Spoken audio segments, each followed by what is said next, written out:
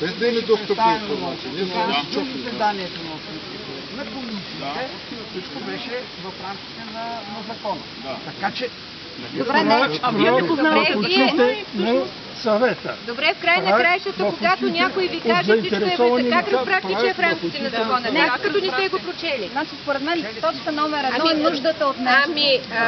Сте го чели, защото там е написано много главно, че е нарушено. Парково типе е огромен с два паркинг, два етажа.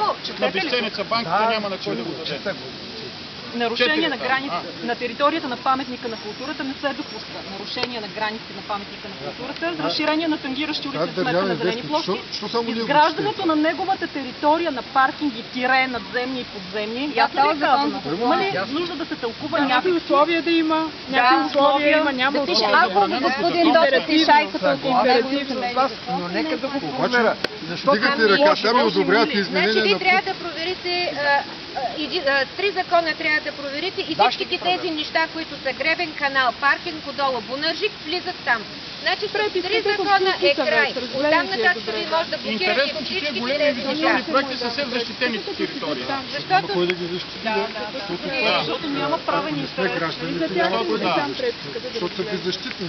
Защото няма частен насрещен интерес. Знаете, че в законите има различни пробойни, за съжаление. Няма, съжалявам. Тук няма Има единствено неизпълнение. Най-голямата криза се фалят милиони за ненужни работи.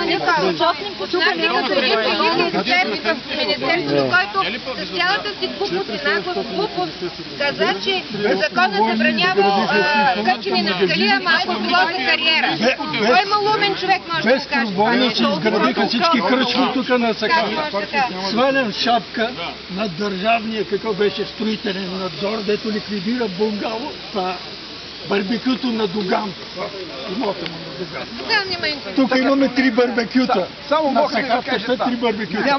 На младежки хъм барбекю. Няма значение ви Аз не съм човек, който да е нарушавал законите. И ние го нямаме това нещо да правим тук. Аз съм преподавател, който... Ами още повече, ако интелигенцията на Пловдив не застане против нарушаването на закона, какъв трябва да бъдем? Вие сте преподавател, вие сте все пак някакво име сред студентите. Ми научете ги тези студенти. Аз ги уча ги на моята специалност. Ама не е верно. А като общински съветник не задължени от тези неща. Точно като преподавател трябва да го научите да Господине, ние с вас сме първи братовчеди. Възможно е. Като казвам първи братовчеди по професия. Вие сте агроном, аз съм инженер по озеленяване. Защото първи братовчет ми е катедра овощарство. Така, но целите на агрономията са коренно различни от целите на озеленяване. Аз съм инженер по озеленяване. Преди малко какво казах? Да, че по този повод нас са специалисти, агрономи. В нито един район няма ландшафтен архитект или инженер по озеленяване да отговаря назначен и към екология и така нататък. По принцип, когато хората се кандидатират за общински съветници, трябва да имат малко ветеринарен доктор да практикува хуманна медицина. Не само да ходят и да дигат ръцете послушно, защото той или он или групата казал, а да проверява. Вижда, че това се случва на национално ниво, отивате и дигат ръка. На общинския съвет. Къде да го следим? По едно време се предаваше по интернет, сега и това го махнахте, защото тази сесия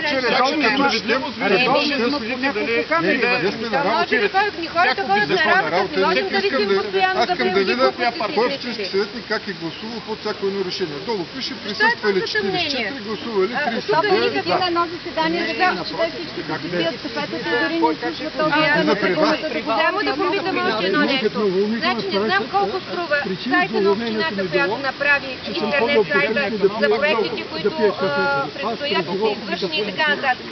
Това е най-голямата цензура, която може да бъде и се възмущавам и аз, ако има начин, не желая мои данъци да влизат в тази община.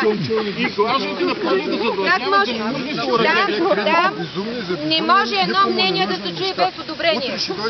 Как може така? И лошите мнения нямат одобрение. Само те, които ръкопляскат над кмета, само те излизат в интернет. Ами прочетете. Ако смятате, че ръкопляскаме на кмета. Ами аз ви казвам, с наши пари са направили сайт, който нашето мнение